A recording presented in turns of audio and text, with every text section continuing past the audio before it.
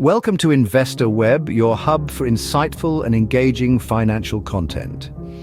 As the name suggests, we are all about investments, finance, and the economic landscape that influences these areas. Our mission?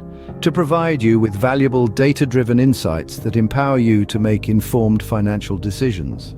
From breaking down complex economic concepts to exploring controversial financial debates, we are committed to delivering unbiased, thorough, and engaging content. Our strength lies in our commitment to truth, ensuring that our content is always backed by reliable data and rigorous analysis. We do not shy away from the tough topics, nor do we sugarcoat the realities of the financial world. Instead, we aim to provide a clear, comprehensive understanding of the economic landscape, helping you navigate the world of finance with confidence and knowledge. In today's video, we delve deep into a contentious issue. Is wealth inequality actually a problem? To begin, it's crucial to understand the concept of wealth inequality. At its core, wealth inequality is the uneven distribution of assets among residents of a country. Assets can include everything from cash, stocks, real estate, to business interests. Now, how do we measure wealth inequality? The most common tool used is the Gini coefficient, a statistical measure that ranges from 0 to 1. A Gini coefficient of 0 represents perfect equality, where everyone has the same amount of wealth, while a score of 1 indicates perfect inequality, where one person owns all the wealth. Let's put this into perspective.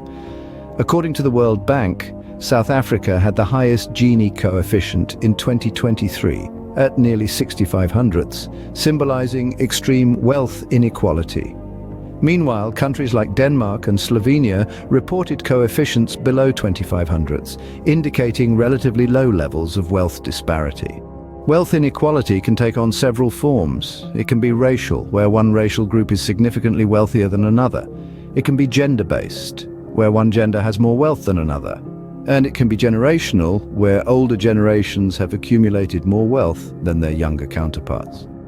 Let's look at some global numbers. A report from Oxfam found that the world's richest 1% own more than twice as much wealth as the remaining 99%. That's a staggering statistic. The wealthiest 1% of the population in the United States, for instance, own approximately 40% of the country's total wealth. In the United Kingdom, the wealthiest 10% own over half of the country's total wealth. In stark contrast, the poorest 40% own just 3%. In China, the richest 1% hold about 30% of the total national wealth. These examples offer a glimpse into the profound wealth inequality that exists across the globe. The numbers are staggering, but what impact does this disparity have? Let's unearth the implications. Wealth inequality isn't just about numbers, it has real-world implications. Indeed, the ripple effects of this disparity can be seen in various facets of society, the economy, and politics. Let's delve into the societal implications first. Wealth inequality can contribute to social stratification, where society becomes divided into different classes based on wealth. This division can lead to social unrest, as those in the lower classes may feel disenfranchised or frustrated by their lack of upward mobility. A study by the Organization for Economic Cooperation and Development found that income inequality can reduce social mobility, which in turn can breed resentment and fuel social instability. Moving on to the economy, the impacts of wealth inequality are twofold. On the one hand, a concentration of wealth can spur economic growth, as the wealthy are often the ones investing in businesses and creating jobs. However, extreme wealth inequality can also be detrimental to the economy. The International Monetary Fund found that countries with high levels of income inequality tend to have lower and less sustainable economic growth. When wealth is concentrated in the hands of a few, consumer demand can stagnate, leading to economic slowdowns. Lastly, in the realm of politics, wealth inequality can lead to unequal representation. The wealthy, with their vast resources, can have a disproportionate influence on political decisions, which may not always align with the needs of the broader population. A study by Princeton University showed that policy outcomes in the United States are heavily influenced by economic elites, suggesting that wealth inequality can undermine democratic processes.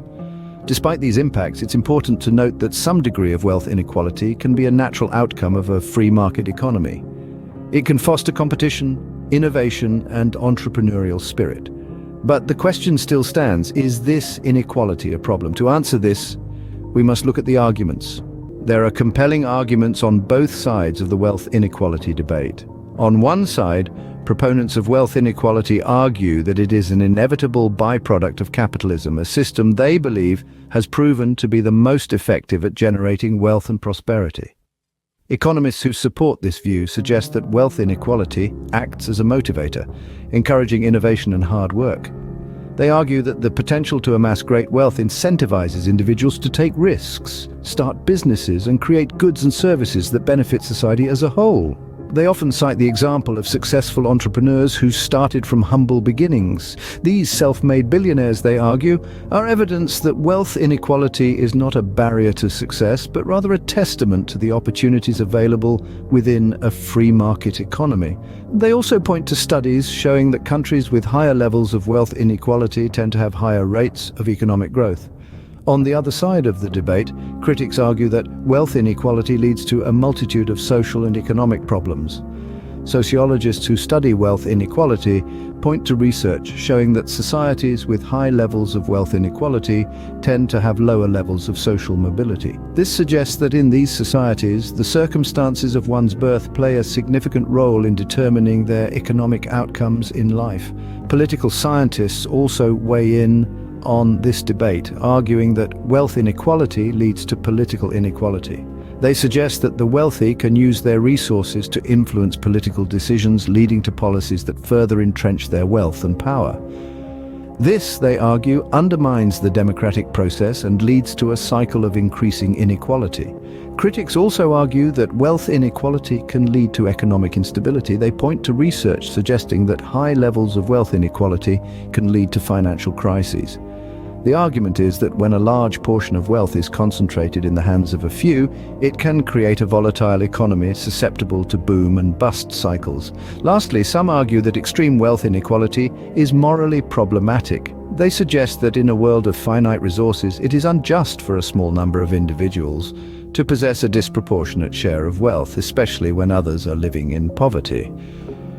These arguments give us a lot to ponder. However, the question remains: is wealth inequality a problem? As we've seen, the issue of wealth inequality is complex and multifaceted. It's akin to trying to solve a Rubik's Cube that's constantly changing its configuration. At the heart of the matter, it's clear that wealth inequality is a result of a variety of factors and circumstances, many of which are deeply rooted in our society's structure. In our journey through this topic, we've delved into the understanding of wealth inequality, highlighting its existence and the disparity it creates. We've seen how it impacts societies, economies, and individuals, touching upon issues such as social mobility, economic growth, and political stability. We've also looked at the arguments for and against wealth inequality, showcasing the differing viewpoints that exist. Some believe that inequality drives competition and innovation, while others see it as a barrier to equal opportunity and social cohesion. The truth lies somewhere in between, making it a heated topic of debate. The crux of the matter is there's no one-size-fits-all answer to whether wealth inequality is a problem. It's a subjective matter that largely depends on one's perspective and experience.